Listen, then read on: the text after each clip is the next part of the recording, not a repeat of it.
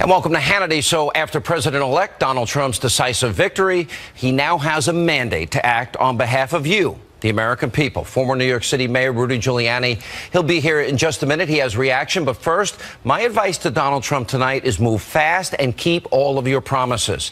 Now, earlier today, President-elect Trump met at the White House with President Obama to discuss the transition of power, where I'm sure Obama extended an olive branch in a last-ditch attempt to try and preserve whatever legacy he has. Now, the president, well, he can play nice all he wants, but make no mistake about it, Democrats want Trump to fail. They will do everything they can do to stop him. Remember, it was only a few days ago, they're playing all nicey today, that Obama was saying this. Donald Trump is temperamentally unfit to be commander-in-chief. We cannot elect a president who vilifies minorities, who mocks Americans with disabilities, who calls immigrants criminals and rapists. If you accept the support of Klan sympathizers before you're president, then you'll accept their support after you're president. So Donald Trump is uniquely unqualified to hold this job. And don't forget about how President Obama really feels about Republicans. I need you to go out and talk to your friends and talk to your neighbors. I want you to talk to them whether they're independent or whether they are Republican. I want you to argue with them and get in their face. I don't want the folks who created the mess. I don't want the folks created the mess do a lot of talking. I want them just to get out of the way so we can clean up the mess. We got to have middle-class families up in front. We don't mind the Republicans joining us. They can come for the ride, but they got to sit in back. Oh, got to sit in back. So inclusive when he won. Remember, he often said, I won, we won. Said that a lot. Now, keep all that in mind. This isn't about coming together with Democrats. This is about completely dismantling his disastrous agenda. Now, that's going to mean this: replacing Obamacare, replace it with free market solutions to lower premiums and give you, the American people, real choices about your future health care. That also means building that border wall, stopping illegal immigration so that Americans won't be competing for jobs with illegal immigrants who are driving down wages. That means he's got to follow up on appointing originalists to the Supreme Court like Antonin Scalia, Clarence Thomas, justices who believe in co-equal branches of government, separation of powers, who will follow the Constitution the way the founders intended it to be followed. Now, Trump has already laid out and put out a very strong list of potential Supreme Court picks. He should stick to the list. It also means his agenda on energy independence, approving the Keystone XL pipeline, and lifting restrictions on drilling and fracking so we don't have to pretend to be friends with countries that hate our guts. Not to mention that this will create millions of jobs for Americans that desperately need them. Also means draining the swamp, eliminating bureaucratic waste, fraud, and abuse, and getting our exploding debt under control, stop robbing our kids blind. Simplifying the tax code. He said 7 brackets to 3. It means identifying who America's enemies are and who they really are, and not be afraid to use the term radical Islam. Also, it means extreme vetting of refugees so they won't put American lives at risk. It means, of course, no more Common Core in school, send education back to the states, and it also means remembering the millions of forgotten Americans. Here with reaction now, former New York City Mayor Rudy Giuliani. You know, there's a lot of rumors about you these days. Attorney General, a lot of rumors, AG. Rumors and rumors. The agenda you outlined, he is absolutely going to do. He's committed to. Absolutely. Yeah. I mean, I spent wouldn't it be refreshing? 130 days on the road with him. We talked. Sometimes we were the only ones up at 1 o'clock in the morning because the kids would go to sleep. I love that. Yeah. Both he and I loved it because we were older than both of them. And they're all asleep. The thing about Donald Trump that the American people will get to know, and I think he's going to become more and more popular, is he is exactly what he says he is. Mm-hmm. Sometimes that got him in trouble, as we know. But everything he promised, he believes in. It's not one of these, you know, I'm for the Keystone Pipeline, and then I'm against the Keystone Pipeline, then I'm for it, then I'm against it. He's in favor of it. He's going to do it.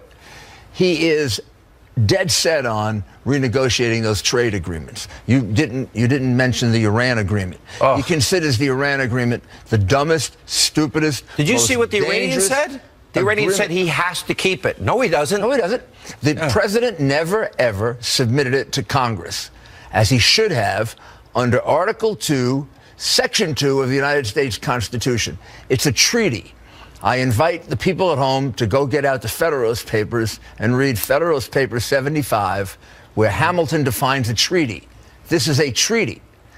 When it's not a treaty, just signed by the president, the next president can repudiate it like that. How many items off the top of your head on day one, executive orders, can he wipe out? I haven't counted them. I would say easily 50. Right away? Right away. Including executive amnesty? Executive amnesty, all kinds of powers that were given to EPA, the Congress didn't give to the EPA, which is how he revives the energy industry. Right. The energy industry is being crushed by the EPA. And they're being crushed by things that Congress wouldn't pass, that Obama signed into so-called law by executive order. Now, most of that will get struck down by the courts, but 2 or 3 years from now, a President Trump can just sign a paper and get rid of it. Let's go back to September 8th, 1974. Then President Gerald Ford.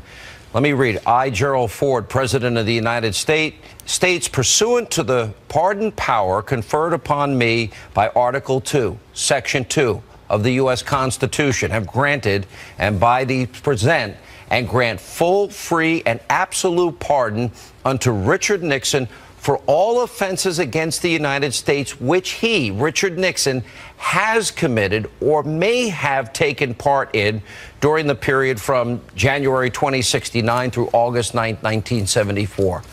Now, a lot of people have said to me today, well, wait a minute, Hillary's not been charged. No, that doesn't matter. If you become the Attorney General, Donald Trump's been very clear that we can't have a two-tier justice system and that these issues about the email server and the foundation will be pursued. Yeah. Also, the foundation investigation is still going on. Do you think Obama will pardon her? Does he have the ability to? He does. Is it absolute? In my view and my reading of the Constitution, which don't take as gospel, but I know it fairly well, argued before the Supreme Court, I believe the president's pardon power is absolute. And we're constitutionalists. Sure. So we would like it not to be maybe, but it is. So theoretically, he could pardon her for basically anything she might have done. Right, that has already happened. He can pardon her, obviously, for something she does in the future, but anything she has already done. Amazing. Now, and also, if you were the Attorney General, what about Uma, Abedin, Cooper, Mills, Pagliano, these guys who took the Fifth and apparently committed perjury? Right. WikiLeaks, you got the proof of the perjury. There's a whole group of them out there that the Justice Department, an honest Justice Department, would be pursuing. And I can tell you, the FBI is pursuing. There will be some Republicans that say you got to focus on the agenda. This will be a distraction. Let Clinton go. There's an argument to be made for that, but there's also an argument to be made for equal justice under the law, which is, how do you not prosecute some of these and then go ahead and prosecute Martha Stewart for one count of lying to the FBI? Or this guy that's in jail now, or how do you prosecute the guy in jail for taking pictures of the submarine? Him. Yeah, 6 pictures. 6 pictures. I thought he sent it to his mom, right? No, he just had him in his phone. Yeah. He took him for himself in a submarine, and phones were allowed to be in the submarine. Yeah. And he's spending a year in jail right now. So how do you prosecute him? And then you don't prosecute this case, assuming it turns out to be as substantial as some of the FBI agents believe it is. I mean, remember, the investigation, and Comey was very careful. He came to the conclusion on the emails that she shouldn't be prosecuted. First of all, that's not his decision to make. It's the Justice Department's decision to make.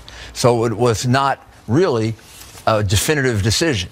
Secondly, the Clinton Foundation investigation is an ongoing investigation, as far as I can tell, being carried out by the New York office of the FBI. That's going to sit on the desk of the next Attorney General. You were on the road, as you said, 130 plus days with Donald Trump during this campaign. You've been one of his closest friends and advisors. You went out and campaigned hard for him. Obviously, he will want you in his cabinet. Is there any particular position you want? Would you like to be the attorney? That's a discussion that Donald and I So Hannity's not allowed in that discussion? No, you're not allowed in that discussion. That should be a very private discussion. See my place in the world, just right back to being a host. There's a whole transition team and a whole process you go through and vetting and everything Is there else. any one position you'd prefer? Right now, I'm pretty happy where I am. So it would have to be something where I believe that only I could do that If properly. I'm Hillary Clinton and Rudy Giuliani becomes the AG, no, I'm serious, I'd be scared to death. Because I do believe Donald Trump, he said he would pursue it. And if you're the Attorney General and I'm Hillary Clinton, I would be scared to death. Because I know how good a prosecutor you were. I was here when you were mayor. I know I remember honestly, the old press conferences. Honestly, I was a better prosecutor than mayor. Oh, you're a pretty good mayor. The mafia. Yeah, you went after the mob. Boski, Milken, a number of Ed And you Koch's. become friends with Milken, right? Milken and I are good friends now. And I believe Milken is an excellent candidate for a pardon. Wow. All right.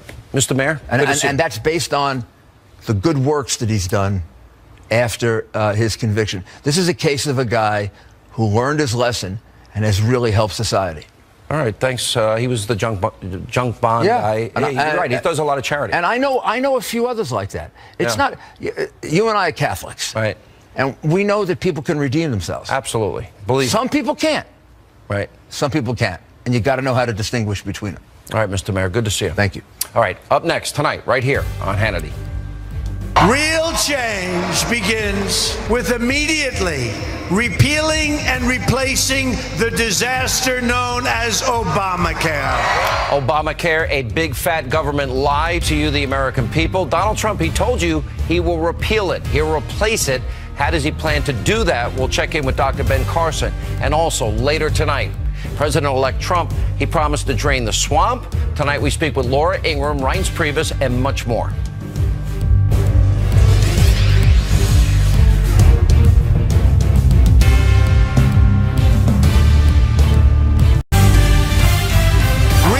Change begins with immediately repealing and replacing the disaster known as Obamacare.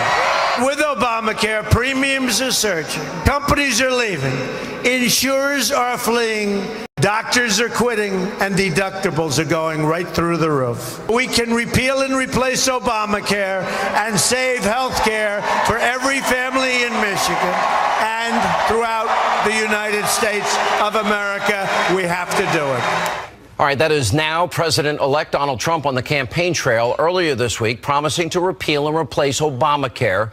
Now, this is an issue that has been weighing on the minds of many of the American people.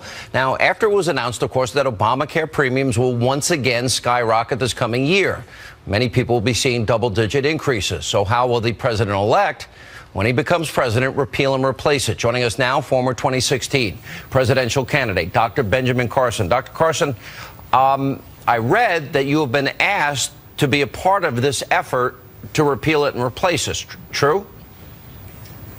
Of course. And of course I would be extraordinarily happy to help with this.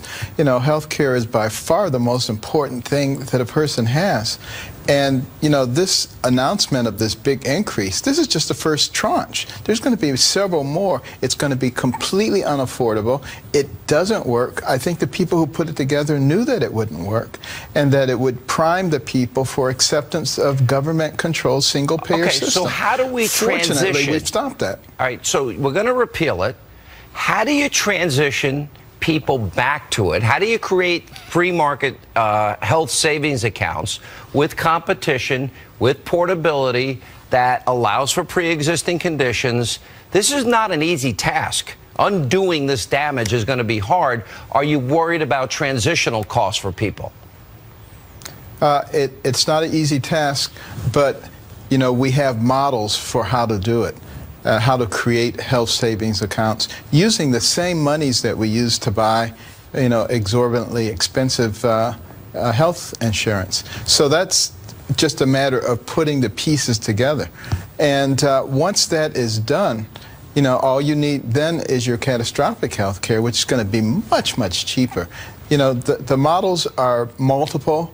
They will be worked out. It will be very easy for people to understand. And 80% of your encounters with the healthcare system are going to be between you and the system, not some third-party individual. Yeah. You know, one of the interesting things, I know this doctor in Wichita, Kansas, he actually set up his own cooperative, and he buys medicines in bulk. He is available, him and his team, 24/7 for everybody in the cooperative. They all save money. They all get better care. They all get cheaper medicines. You know, do you think you'd be able to institutionalize that all around the country or something similar? Well, similar things, because, of course, if the relationship is between the patient and the healthcare provider, you're going to bring the whole medical system into the free market. And free market forces will control cost and quality. It'll be much better in both of those instances. Yeah. All right. Will you take a position if asked? Health and Human Services Secretary, Surgeon General, would you take those positions if asked? And have you been asked to take a position? We're discussing these things. You know, I personally feel that you can do a lot from outside, but if that were the only way that it could be done, you know, obviously I'm going to do what needs to be done to assist. So in other words, so you have discussed it. You can say it. It's okay. You can share it with me. Yes, there have been discussions. I happen to think it's a good choice myself. So you don't have to sell me on you, Dr. Carson. I'm a fan. All right. This is going to be a difficult transition, but one that's necessary before this thing totally blows up, which it's kind of imploding now of its own weight. Dr. Carson, thanks for being with us. It's not going to be so difficult because it's going to be logical. That's true. By the way, that's refreshing for Washington.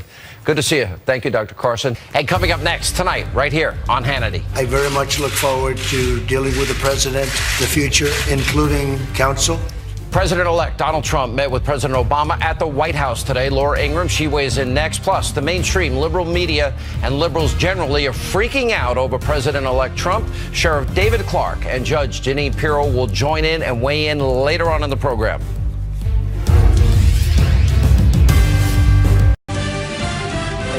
Look forward to dealing with the president in the future, including counsel. He explained some of the difficulties, some of the high-flying assets, and some of the really great things that have been achieved. So, Mr. President, it was a great honor being with you, and I look forward to being with you many, many more times in the future. Thank you, sir.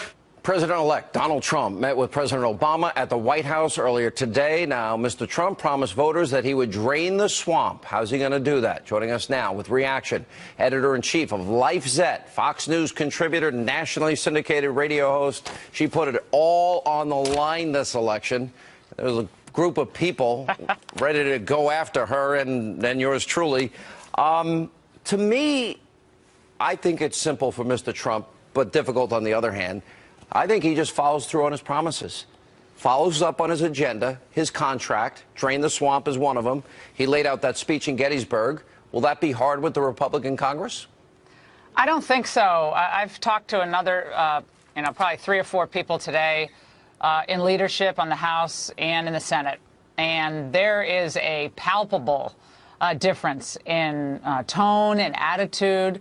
Everyone now is really excited about Trump being president, even those who were not all that thrilled, to say the least. So he's completely, overnight, changed the way the Republican Isn't that amazing? Isn't that nice for them to come on board? And I guess everybody likes a winner, right?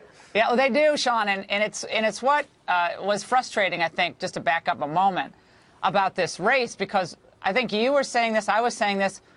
Just support the ticket, and then you can debate about the nuances of policy if he wins. But if he doesn't win, all these things we want to do are never going to happen. So support the nominee through good and bad. Don't abandon him just when he's at his most difficult spot, which is what a lot of them did. And now they're trying to, a lot of them come crawling back and saying, oh, no, I'm really thrilled about this. I'm going to work hard for you. And it's better later than never. But I think we have to be very careful that, as you said, that the last ones on the ship will be the first ones off the ship as soon as they hit any bumpy waters. Right, and I think that's really important for Trump to remember.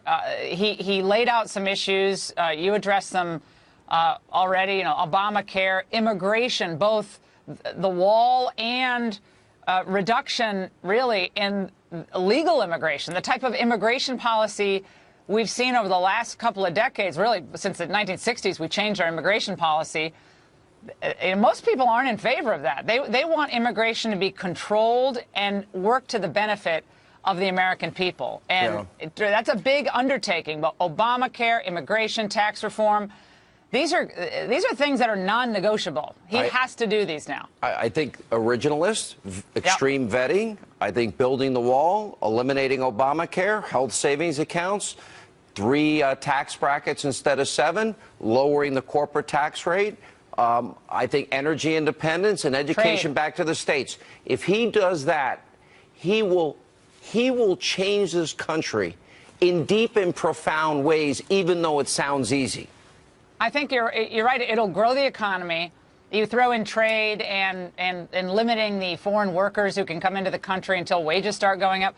All those things will redound to the benefit of the economy. And as a side benefit, but nevertheless very important for the Republicans, Sean, is that it will build the Republican Party out into a more populist, pragmatic party. And when that happens, when Trump can go into the inner city and say, see, I did the things that I said I was going to do, and look at how people's lives are getting better. Join us. Like, continue to grow the movement that he started. That's where it gets really interesting. You know how multinational corporations have trillions parked overseas, and he'll also institute the lowest corporate tax rate in the industrialized world? He can give them a further incentive. Okay, if you take these old factories in Detroit, if you rebuild in Wisconsin or Ohio or Pennsylvania, in other words, those areas that have been devastated, I think it would transform the country and get people back to work and out of poverty and off of food stamps.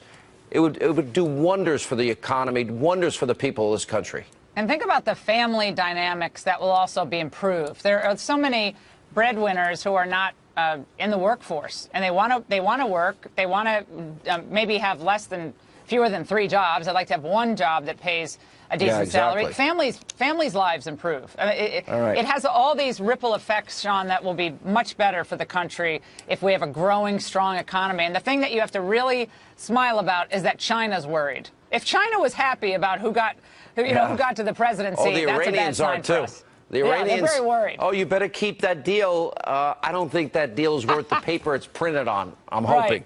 All right, Laura, you've been great. Thank you. Great to see you. And coming up, liberal celebrities, mainstream media, they're losing their minds collectively. Why? Because you elected Donald Trump. Sheriff David Clark, Judge Jeanine Pirro, and wait till you see, by the way, Miley Cyrus's crying meltdown, and then RNC Chairman Reince Priebus, and much more straight ahead. Mainstream media, they weren't the only group lashing out last night. Whiny, sore loser, progressive took to the streets, often blocking traffic in several of America's busiest cities in order to vent their frustrations. Joining us now with reaction, Milwaukee County Sheriff David Clark, the host of Justice, Judge Jeanine Pirro. Sheriff, this is fairly predictable. Anytime conservatives win, Republicans win, the left goes in complete meltdown mode. The things we will hear in the next 4 years, I'm warning my audience, it shouldn't shock you. They are going to lose collectively their minds. That's my prediction. How should we deal with it? Well, first of all, I just thoroughly enjoyed that montage you showed of the left, or you played of the left in meltdown mode. It's fun to watch. Look, this is a great day for America. I remember back in 2007 when Barack Obama, won his first election, showed up in Grant Park on Chicago's South Side, and they showed a picture of Jesse Jackson with a tear rolling down his cheek. Well, that was me the other night as Donald Trump took the stage. And Fox News, I believe, was the first to announce that Donald Trump was the president-elect of the United States. And today, I still have to pinch myself. I said it several times on your show, Sean, I said that Donald Trump would win. But to be in that moment now, post-election, I mean, I don't smile much, but I'm smiling from ear to ear today. I've seen you smile, Sheriff. I've been at events with you where you're smiling. Judge, your reaction? Well, my reaction to the media is not surprise at all. I mean, but look, what we've got are a bunch of wusses, all right, who tried to convince America that we are a racist country, that Donald Trump is all of these isms and ists, and I'm not even going to go through it because I think it's defamatory. But they are the people who are the racist and the anarchists and who support these wimps who, especially on college campuses, and these people who are protesting, they are anarchists. They don't believe in America. They want to burn flags. They want to not work. They want to get a check. They want illegals. They want open borders. You know what? It's time people recognize that we are a country that works for a living, that works hard to make sure that we can afford food and rent for our families, and that we deserve a president who believes that it's all about us, Americans, and not a global, country and a global economy. And by the way, when they hang Donald Trump in effigy and they say love Trump's hate, they're the hypocrites. They are the people who are violating the law. Sheriff, let me give you some examples. Slate, has a piece, white one. Van Jones, this was a white lash. Cokie Roberts, there's great hostility to having a female president. People have to die, some of these anti-Trump protesters were saying. By the way, if any of these celebrities want to leave, I'll help them get out. How to impeach a president. Google shows a 500% increase. Some in California want to leave the union, for crying out loud. Some social media comments, Trump should be assassinated. And this is only the beginning of it. You saw the video of this guy that was beaten over this whole thing. And, you got schools telling kids, if you're so traumatized, we'll offer you counseling to deal with your grief and shock over Donald Trump's victory.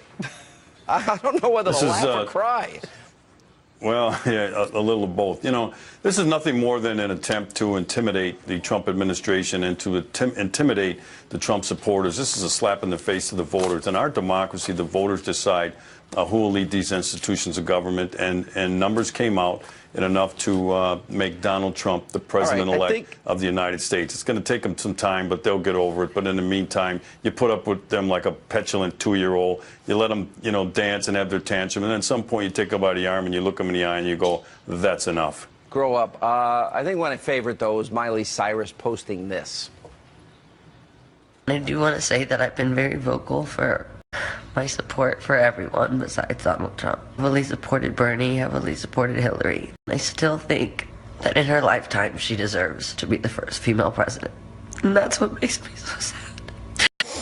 I want to know what she's fought for. And every time I hit the street, I say to people, what has she done other than as senator? She's got a post office named and a road named. And Miley Cyrus, this is a lesson for you and all of your Hollywood elite friends, that you don't have any power, any control. We don't give a damn what you think or what you say. And you know what? Get over yourself. You sing well, keep on singing. And that's enough about politics. Okay, I think we'll leave it there, Queen. Sheriff. Drama queen. Listen, I wasn't exactly happy in 08 and 2012. Yeah, but we didn't protest. I didn't protest. I didn't cry. Didn't act like a baby. Good grief. Grow up, you people. If you need counseling over a presidential election, you're a mess to begin with. Dog therapy. They're bringing in dogs to the campuses. Give them a binky and a blanket. Safe house, little safe spaces, free counseling sessions. What a bunch group of wusses. therapy. Hug it out. Hug it out. Yeah. Coming up, President-elect Donald Trump had a busy morning in D.C. after meeting with the president at the White House. Well, Mr. Trump and the vice president-elect Mike Pence, they met with Speaker Ryan on Capitol Hill. So how come the party and how can the party come together and fix this economy, which is a mess? We'll check in with RNC Chairman Reince Priebus straight ahead. A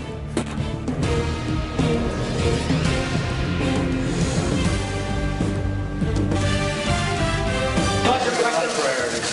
A lot of really good priorities. People will be very, very happy. What's the top 3?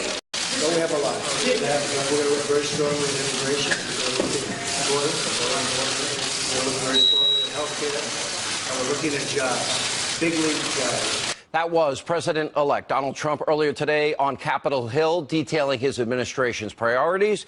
Now, Mr. Trump, along with Vice President-elect Mike Pence, met with Speaker of the House Paul Ryan during their visit to Washington today. Now, the voters have spoken, and exit polls show that 69% of voters said they were dissatisfied or angry with how the federal government was working. So, what are they going to do to fix it?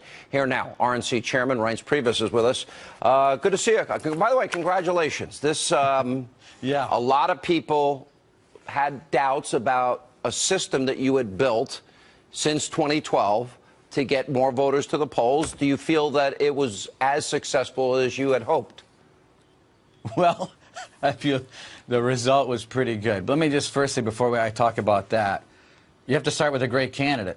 And if you don't have the change candidate that's authentic and genuine in a change year, you can have all the data and turnout you want. It's not going to work. So it starts with Donald Trump, President-elect Trump, number one. But number two, we've been working for 4 years. We added, I was just looking before this interview, we added 300,000 more Republicans on the voter rolls through party registration in Florida. We also predicted turnout. To try to keep it basic, the most difficult thing you can do mechanically, the data and the people on the ground are important, but you have to figure out what your prediction is for turnout so that you can actually try to figure out how many votes you need in the box in order to win. That's where our operation was dead on accurate. So predicting how many voters you needed. So for example, in Ohio, we thought that we would need 2.745 million voters in Ohio. We achieved 2.771 million votes in Ohio. And I can go through state after state like that, but having the margins down perfectly is where it all begins, and then the process of either adding voters to the rolls and or targeting, or both, is where the targeting and adding people in and then putting those people in the box is the process that we go through, and it's a 4-year program. So it's not just showing up 3 months before an election and saying, let's just start knocking on doors. It's a targeting program that started 4 years ago and culminated with a great candidate who really shocked the world. What do you make of the 69% of voters say they're dissatisfied? But we'll also go back to the Republican primaries, and 64% of Republicans felt betrayed by the Republican Party.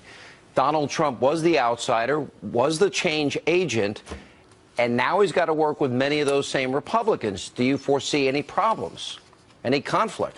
You know, I don't see a lot of problems because I've gotten to know President-elect Trump very well. I know how he interacts with people in private. I know how gracious and personable he is. Look at what happened today. I mean, you don't get to where Donald Trump is, President-elect Trump. I got to get used to that. You do not get there by being a person who doesn't understand the audience, the situation he's in, and acting in a way that affects the best outcome for his agenda. That's what he's going to do.